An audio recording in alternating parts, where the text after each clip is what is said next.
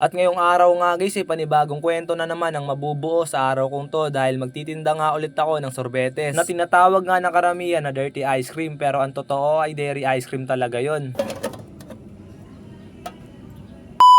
At so yun nga guys, dito nga lumabas na ako ng pabrika kasi nga si mama hinihintay na nga ako sa labas. At paalis na nga kami ng mga oras na to at ako na nga lang hinihintay ni mama. Hindi nga to makakalis si mama kapag wala ako kasi hindi nga to marunong mag-drive. Kaya kailangan pa rin talaga ni mama ng poging driver. Talaga naman, pasikat. Umpisa na naman guys, tinda na naman tayo. O di ba may paganyan-ganyan na nga si mama, hindi na nga siya nahihiya na makita nga yung ngipin niya na bungal-bungal.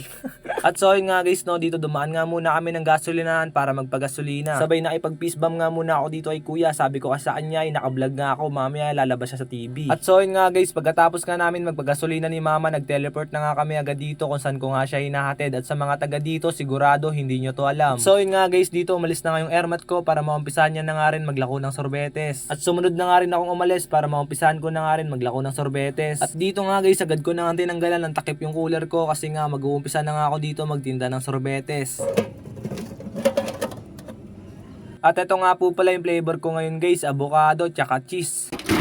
At so yun nga guys, pagkatapos ko nga tanggalan ng takip yung mga tubo, agad ko na nga dito pinunasan yung cooler ko para nga mamaya maaliwalas na nga to pag may bumili na nga sa akin ng sorbetes. At dito nga guys, habang pinupunasan ko yung cooler ko, bigla nga ako napatulala dito kasi yung scoop ko. Yung scoop ko, naiwanan ko pa ata. Putargis talaga.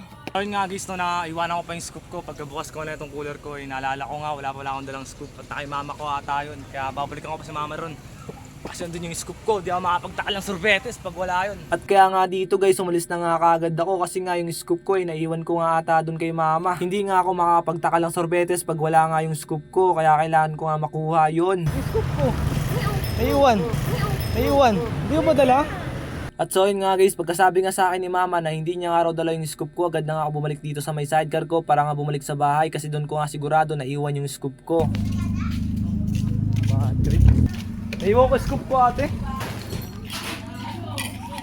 So yun guys, malayo na kasi yun. Cut na natin. So yun nga guys, no, nandito na ako sa kaninang hinintuan ko at dala ko na nga yung scoop ko. So yun. Wala to kanina eh.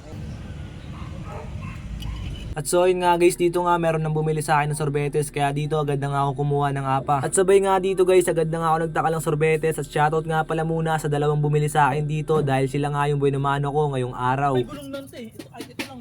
Ito lang, ito pwede talaga. At so yun nga guys, dito nga natapos na ako magtakal ng sorbetes kaya agad ko na nga binigay ito sa kanila. At sa mga hindi nga nakakalam kung ano nga yung scoop, ito nga yung scoop at hindi nga ako makakapagtakal ng sorbetes kapag wala nga to. Kaya maiwan ko na nga lahat, wag nga lang tong scoop ko kasi hindi talaga ako makakapagtinda ng sorbetes pag wala nga tong scoop ko. So yun guys, okay na, may scoop na ako, nakuha ko na sa bahay. Sayang oras. Kaya pumunta na ako sa Toyd Sapa para makapag-ikot na ako. Tapos kabenta na, wala pa akong benta guys. So, yung dalawa pa lang kanina. Yung pa lang talaga binamano ko. Sobrang tanghali na, grabe. At so yun nga guys, agad na nga akong umalis dito kasi wala na talaga akong oras. At dito nga guys, habang papunta nga ako sa lakuan ko, may pumara nga sa akin dito mga estudyante. Bibili nga raw sila sa akin ng sorbetes kaya huminto nga muna ako dito para bigyan nga sila.